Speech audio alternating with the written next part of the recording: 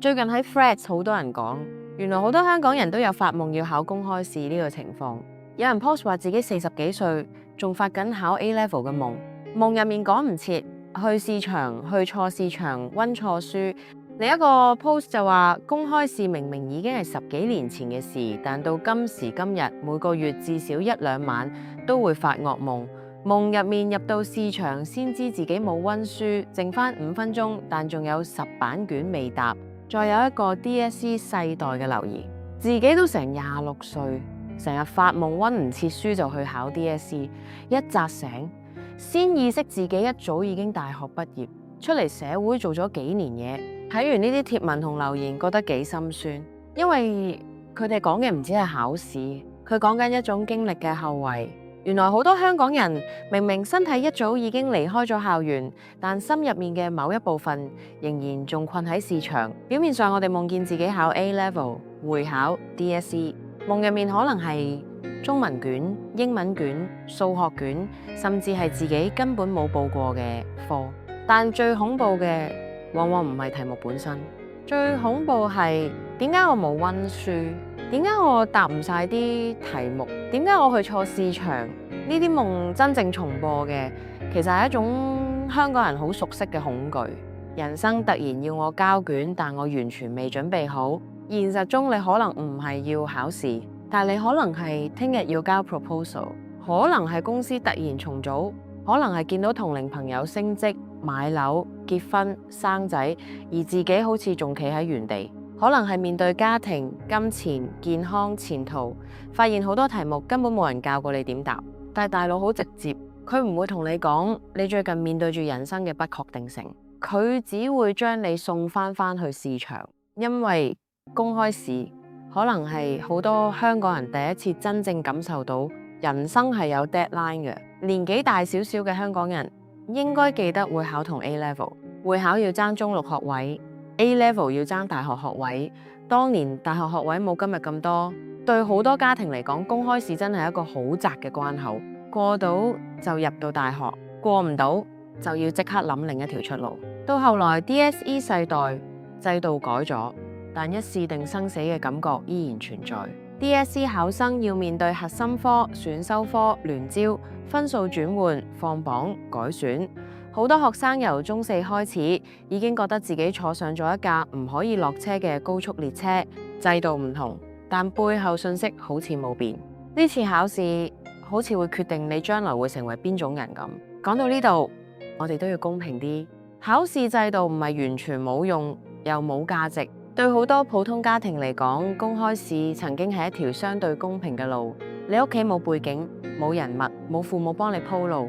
但只要你考得好，就有機會升學，有機會入大學，有機會揾到一份比較穩定嘅工作。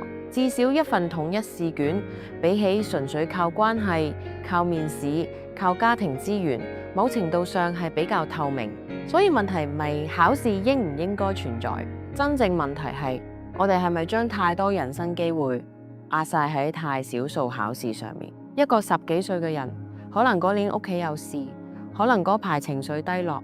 可能身體唔好，可能只係未開竅，打一次失手就好容易被自己、被父母、被老師，甚至被成個社會貼上一個標籤。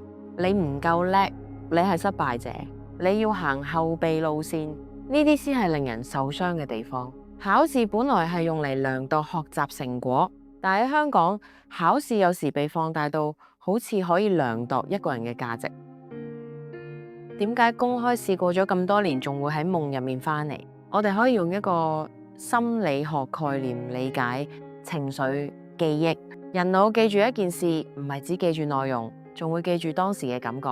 所以你可能已經唔記得當年 DSE 份英文卷問咩題目，唔記得 A level 條數點計，唔記得會考作文寫過咩。但你可能仍然記得考試前一晚緊張到瞓唔着，入試場前個胃痛到縮埋。見到同學話我都冇溫，但佢最後攞 A， 老師話你應該可以更好。呢啲未必係創傷，但佢哋會喺你心入面留下唔淺嘅痕跡。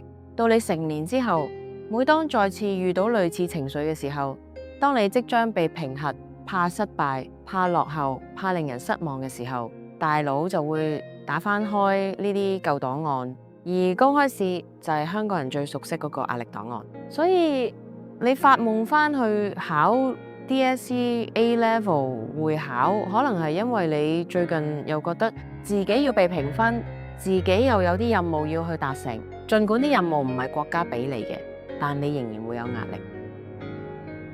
香港人最辛苦嘅係考試完咗，但比較仲未完。讀書時我哋有分數、有排名、有 grading standard， 出咗嚟做嘢，以為終於可以自由，點知換咗另一張成績表。以前睇成績，而家睇人工；以前睇排名，而家睇職級；以前睇入邊間大學，而家睇你住邊區、買唔買到樓、幾時結婚、幾時生仔。以前怕老師失望，而家怕老闆、父母、伴侶，甚至自己對自己失望。香港係一個好擅長比較嘅地方，讀書要比較，返工要比較，生活都要比較。所以公開試夢之所以咁有共鳴，係因為佢唔只係學生時代嘅回憶，佢其實係香港人生存模式嘅縮影。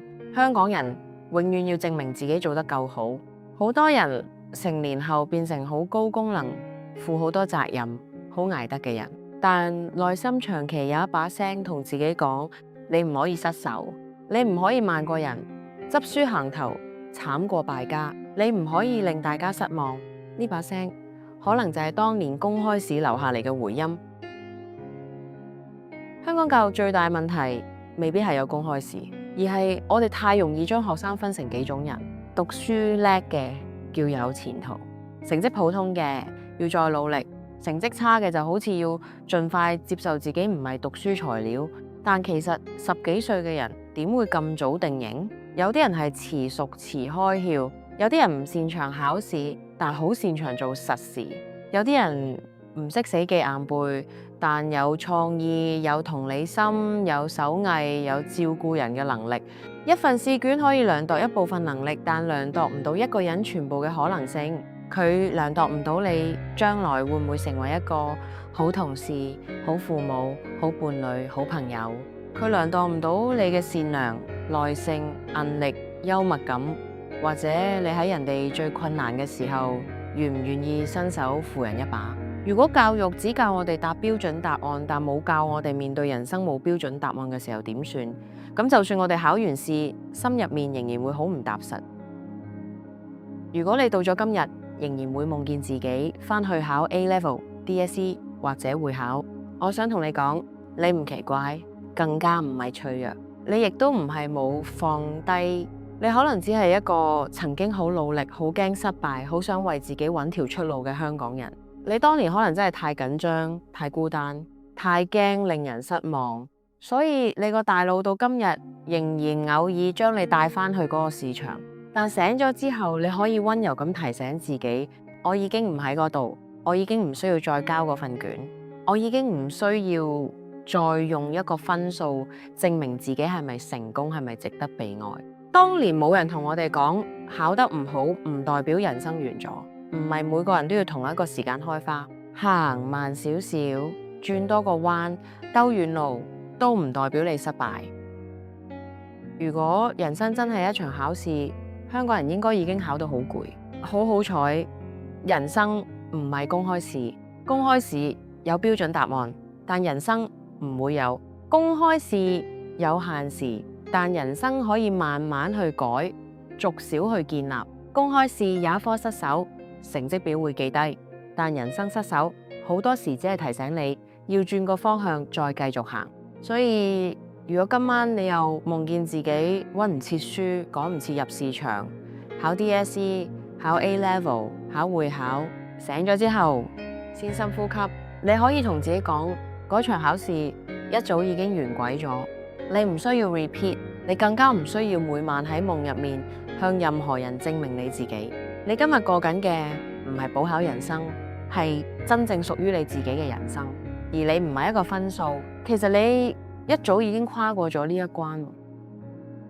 今日講到呢度，記得喺留言同大家分享下你點樣跨過公開試呢一關，活出自己人生嘅故事。下集再見。我叫阿銀，大家如果想聽啲咩香港故事，歡迎投稿，或者可以喺留言話我聽。記得 like 同 subscribe 我哋 channel， 我會同你分享喺大家身邊嘅大城小故事。下集見。